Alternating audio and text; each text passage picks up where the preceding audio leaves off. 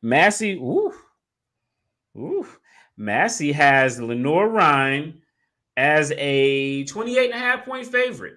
28.5 point favorite, giving Bowie State a 2% chance to win and 35-6. So, hey, if you're getting a D2 betting league, put a little money on the Bulldogs. They might win you something.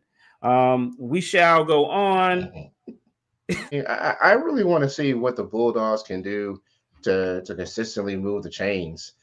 They have not been a great running team over the last couple seasons, which puts a lot of pressure on the passing game and what the quarterback can do with their legs.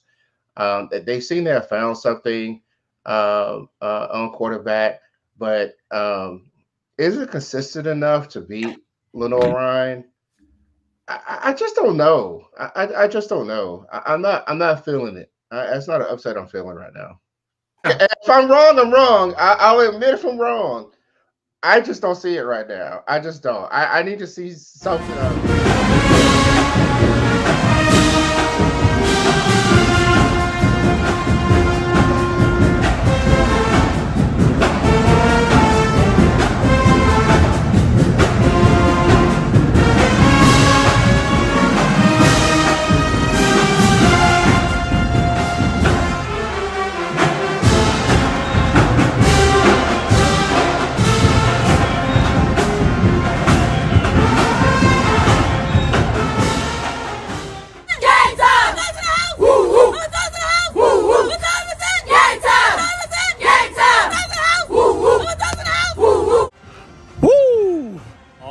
Bulldogs, the 2024 season is officially underway. Saturday, we are taking on Lenior Rhyne in North Carolina. Now, if you've been paying attention, you already noticed that Bowie State was picked to finish 4th, 5th, or 6th in the CIAA, so not high expectations for Bowie State. Whereas Lenior Rhyne, who did make a deep playoff run last year, is predicted to finish 1st in their conference. Not only are they predicted to finish 1st in their conference, they're also coming into the season ranked the number 12 team in the nation. So, most people are picking Lenior Rhyne over Bowie State. And some people are picking Lenior Rhyne big. But here's what I'm going to tell you. I'm going to tell you that I believe Bowie State at Lenior Rhyne is a pick'em game. And I'm going to give you several reasons as to why.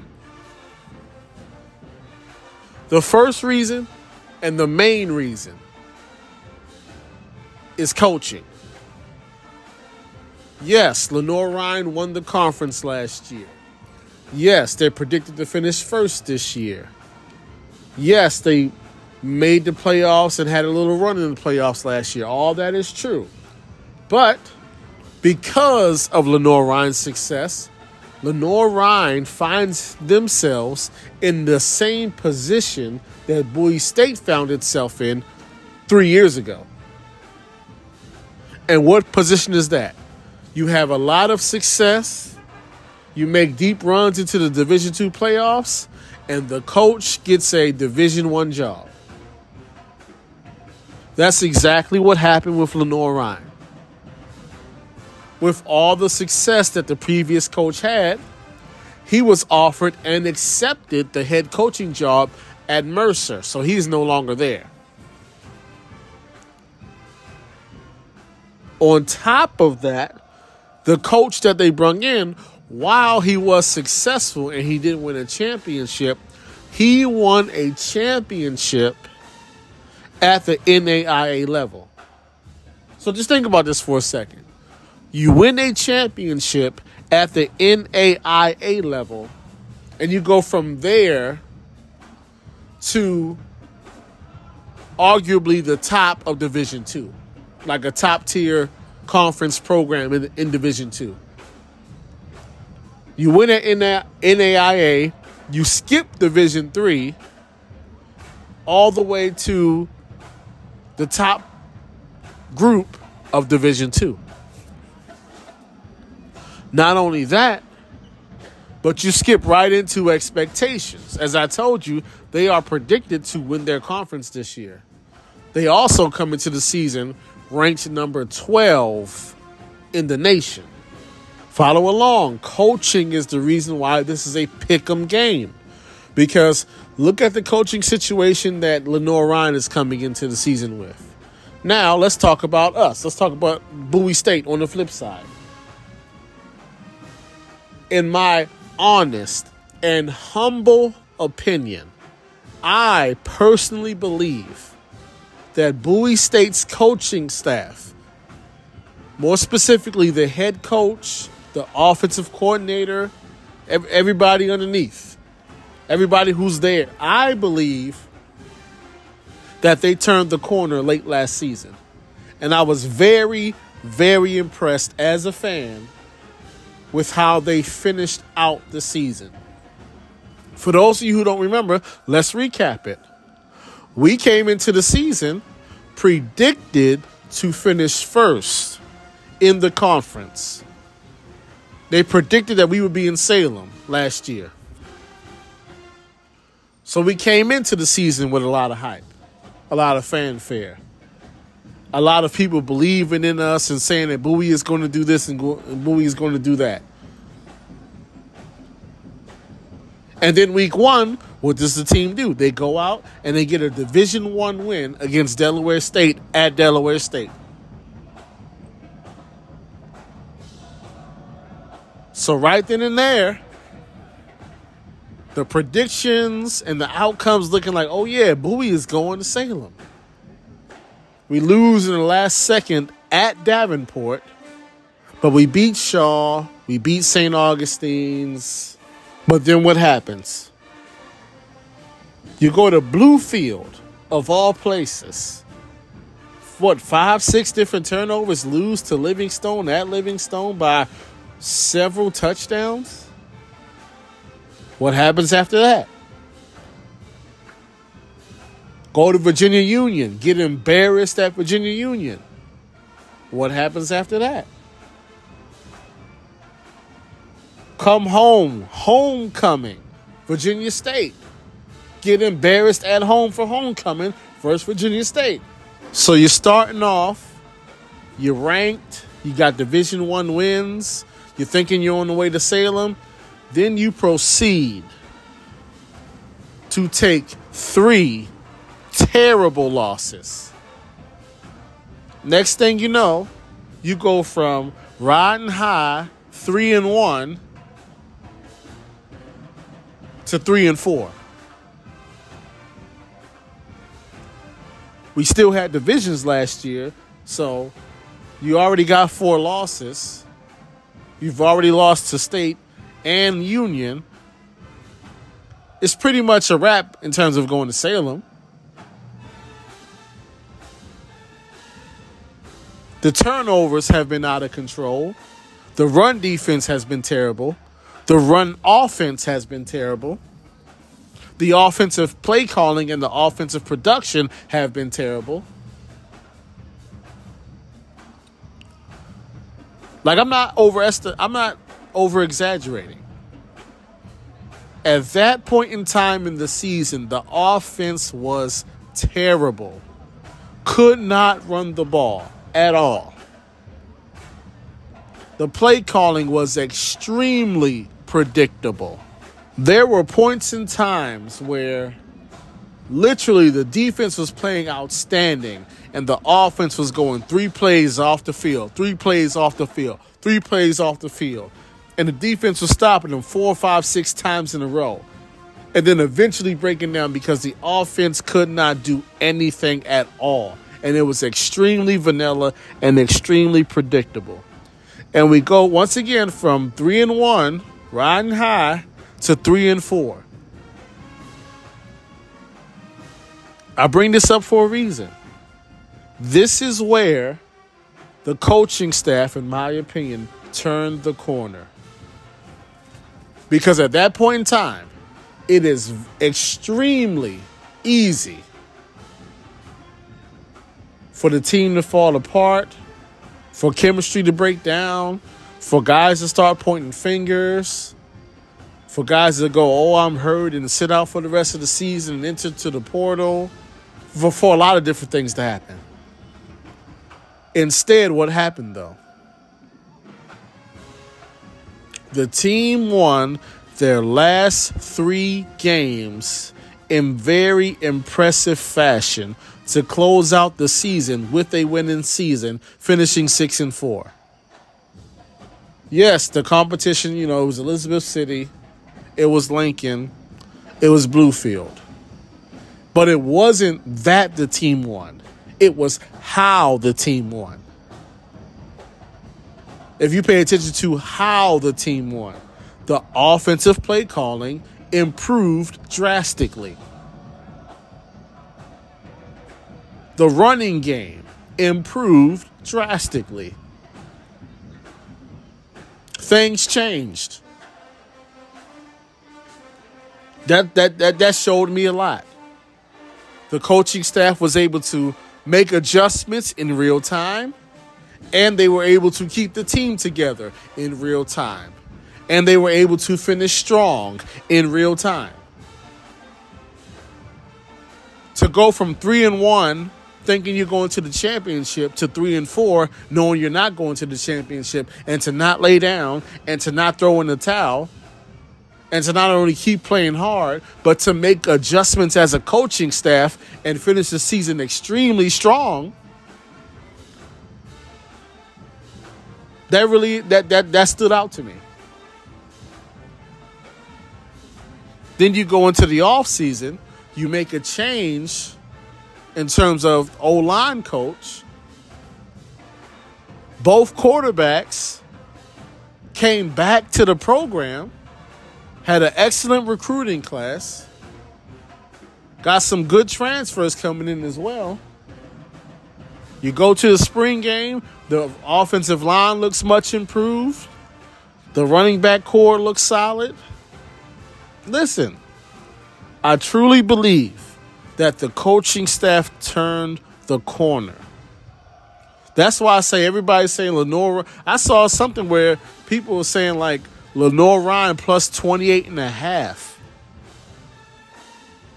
For those of you who don't know what that means there are people out there who are predicting that not only will Lenior Rhyne win, but they're going to win by 29 points or more. And I'm saying, listen, I don't know that's not what I'm seeing. I'm not seeing that at all. Once again, they're coming with a brand new head coach. And a lot of guys left. Transferred to Division Ones, followed the coach to Mercer, all these different kinds of things. You know how it goes. Just like, hey, a lot of guys wound up at Morgan. When Benedict's coach went to South Carolina State, a lot of guys wound up at South Carolina State. That's how it goes. So you got a brand new coach, lots of guys gone, high expectations, extremely high expectations. Once again, they're expected to be the 12th best team in the country. They're expected to win that conference, go to the playoffs, and win at least one playoff game again. Whereas Bowie State's coming in, nobody's expecting us to do anything. I've posted ranking after ranking, and the highest you've ever seen Bowie State is 6. Most of them we're like 8th place. In my personal opinion, from how the team ended the season last year, about some of the staff changes that were made, about some of the adjustments that were made late in the season, about the guys who came back,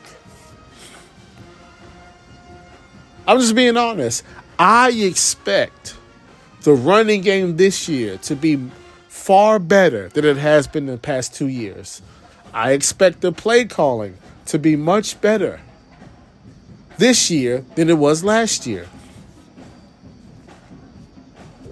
I expect the discipline in terms of unsportsmanlike, roughing the passers, false starts, roughing the kickers, things like that, targeting.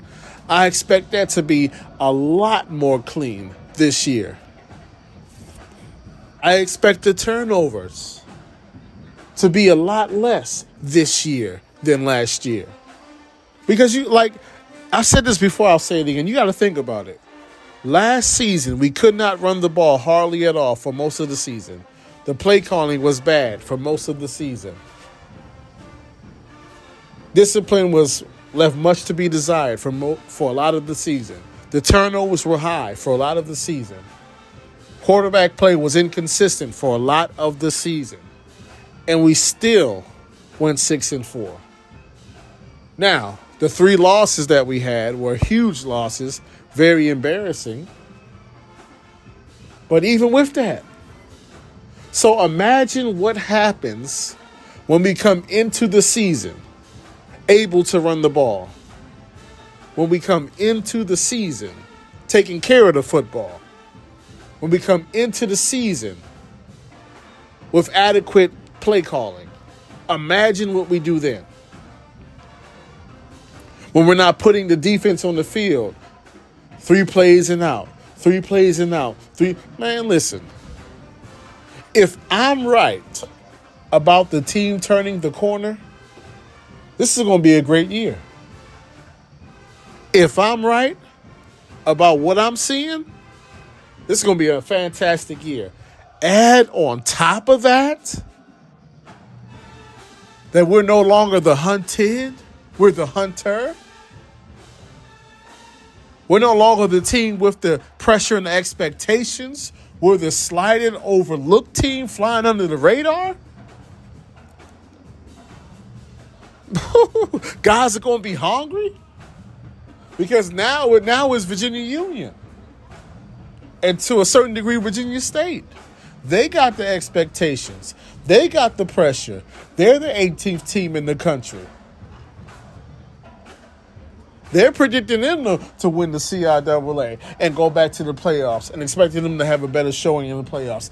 Man, listen.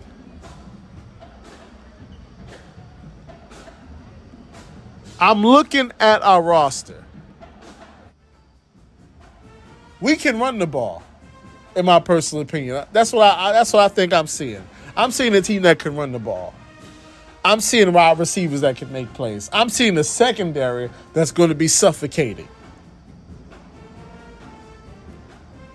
I'm seeing quarterback play that's going to be easily the best in the conference. That's what I don't think people really think about. Keep in mind, Virginia Union won the conference, and the starting quarterback of the 10-win CIAA champion had 104 total completions on the season. Did you hear what I just said?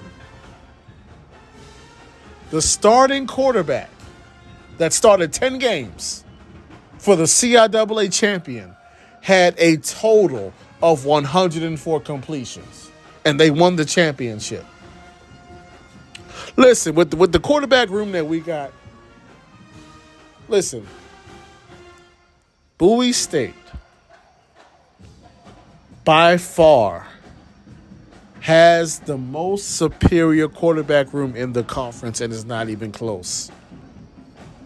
Bowie State has a quarterback room that is superior to Lenior Rhyne. Because if their rosters are updated and the quarterback that I think is the quarterback, according to their website, is actually the quarterback, mind you, their quarterback last year threw for a total of 1,500 yards. He threw for like 160 yards per game. I believe we're going to be able to run the ball very effectively this year. I believe our quarterback play is going to be noticeably better than the rest of the conference. And right up there with Lenior Rhyne and Davenport and everybody else. I'm looking at this game as a statement game for Bowie State University. This is a game that we can easily win this game. Well, I'm not gonna say we can easily win it, but what I'm saying is this is a pick'em game. All this, listen, I wish I knew where to bet this game at. I wish I did. Because Lenior Rhyne plus 28, man, where can I bet the 28.5? Please let me know. But hey, this not up to me. This up to the players and the coaches. Hey, don't make me out a liar. Let's go Bulldogs.